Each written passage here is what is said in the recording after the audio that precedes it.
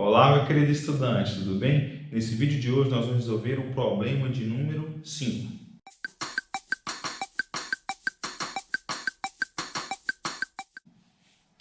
Na realidade, a gente vai resolver apenas o item C desse problema número 5, tá? Se você quiser depois resolver os itens A e B, você vai ter bastante facilidade, porque o raciocínio empregado vai ser aqui bem análogo, tá ok? Então, como é bastante parecido, eu vou resolver apenas o item C.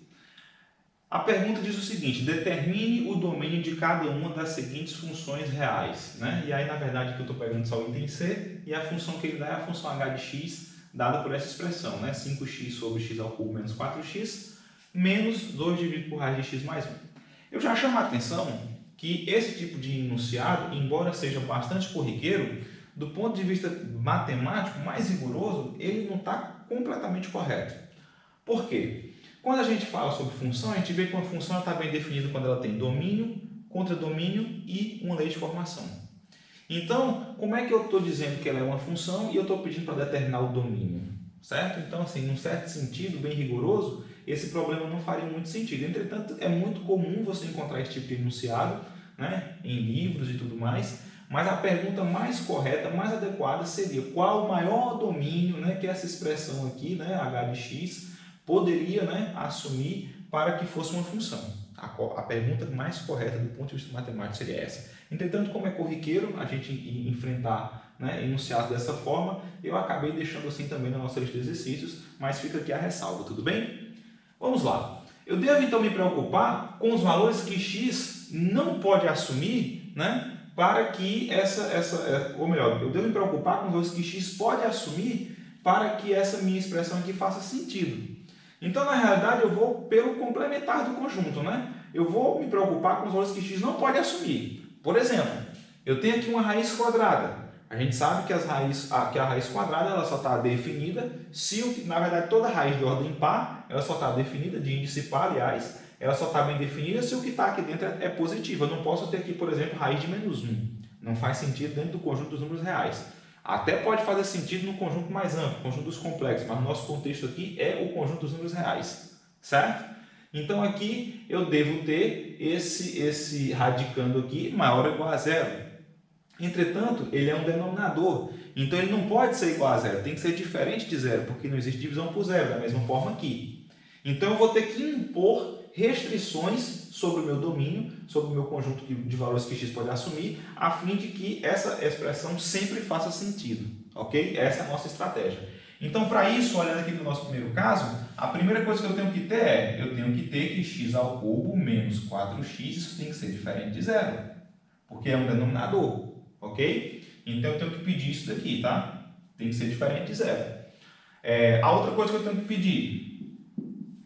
pedir que o que está aqui dentro seja estritamente positivo. Em princípio, poderia ser maior ou igual, mas como eu estou também no denominador, então isso tem que ser maior que zero. X mais 1 tem que ser maior que zero.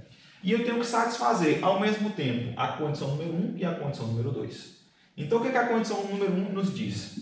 Eu vou colocar aqui o x em evidência, tá? Colocando o x em evidência, eu vou ter, né, x ao quadrado menos 4, né, igual a zero. Ou melhor, tem que ser diferente de zero, certo?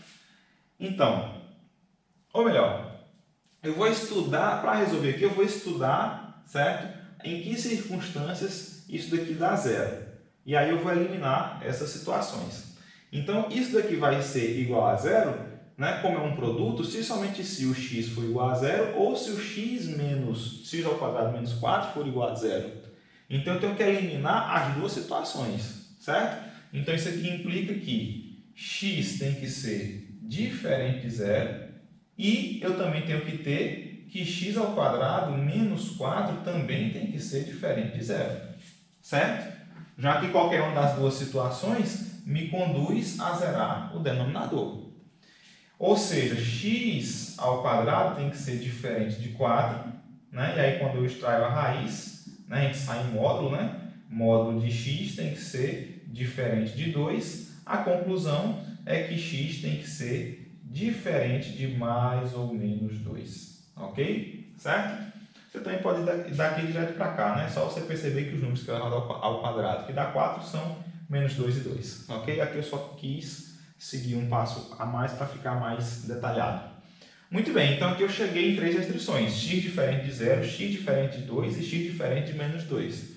Vamos ver o que é que essa condição aqui nos leva. Ela diz o seguinte, que x, né, tem que ser maior do que menos 1. Então essa é a minha última condição a ser observada.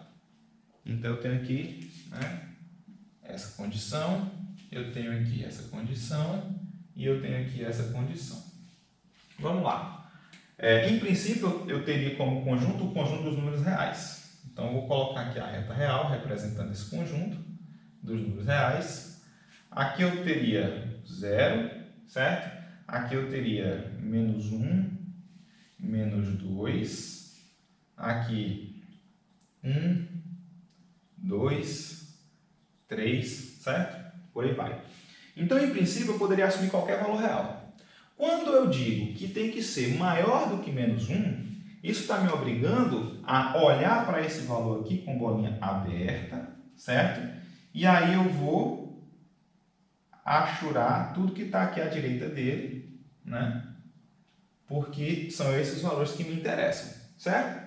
Quando aqui diz que tem que ser diferente de 0 e diferente de 2 e de menos 2, então o menos 2 eu já não ia assumir mesmo, né? Porque eu estou olhando só à direita de menos 1, ele está à esquerda, não importa. Mas eu não posso assumir 0, então aqui eu vou colocar uma bolinha aberta no 0, certo? Colocar uma bolinha aberta no 0. E vou colocar uma bolinha aberta no 2. O que essa bolinha aberta significa? Significa que eu não vou assumir esses valores. Então aqui eu vou ter 3 intervalos, entre menos 1 e 0, entre 0 e 2 e de 2 até mais infinito. Certo?